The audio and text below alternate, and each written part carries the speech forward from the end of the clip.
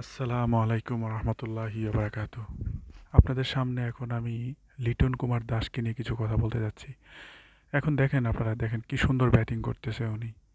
আহ, বাংলাদেশের মধ্যে খুব স্টাইলিশ একজন ব্যাটসম্যান লিটন কুমার দাস। তো বাংলাদেশের সাথে সিরিজ অলরেডি 2-0-তে বাংলাদেশ এগিয়ে আছে।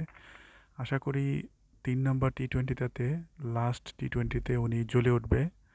আহ, ওনার ব্যাটিং পারফরমেন্সের অপেক্ষায় আমরা আছি। আশা করি উনি খুব ভালো ছন্দে ফিরবে। উনি যখন ব্যাটিং করে দেখতেই মন চায়, দেখেন কি সুন্দর করে টাচ করে দিছে, এখন বাউন্ডারি হয়ে যাবে। তো ওনার ব্যাটিং দেখতে খুব সুন্দর লাগে। হ্যাঁ, ওনার কাভারের উপর দিয়ে সিক্সগুলা দেখেন কি সুন্দর করে টাইমিং। তো আশা করি ক্যাপ্টেন্সিতে লিটনকে 10-এ 10 দেওয়া যায়, ওনার ক্যাপ্টেন্সি খুব ভালো। আর ব্যাটিংটা যদি একটু জ্বলে ওঠে তাহলে তো আর আহ, বাংলাদেশের জন্য খুব প্লাস পয়েন্ট। তো আশা করি আহ, আগামীকালকে যে ম্যাচটা আছে এটার মধ্যে খুব সুন্দর পারফর্ম করবে।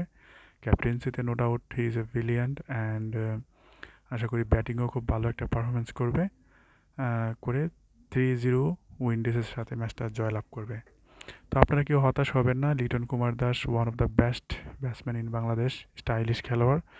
তো আশা করি সবাই সাপোর্ট করবেন লিটন কুমার দাসকে, আমার খুব পছন্দের একজন খেলোয়াড়।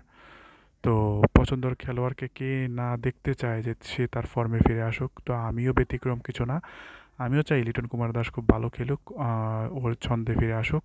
আপনারাও সবাই ওনার জন্য দোয়া করবেন। আর উনি খুব ভালো একজন ব্যাটসম্যান, আশা করি আমরা সবাই ওনাকে সাপোর্ট করব। আর 3-0-তে টি-টোয়েন্টিতে ওয়েস্ট ইন্ডিজের সাথে ম্যাচ জয়লাভ করা খুব ভালো একটা, আশা করি ওনার খুব একটা অবদান থাকবে। আর আপনারা আমার চ্যানেলটাকে সাবস্ক্রাইব করুন, আমার পাশে থাকুন।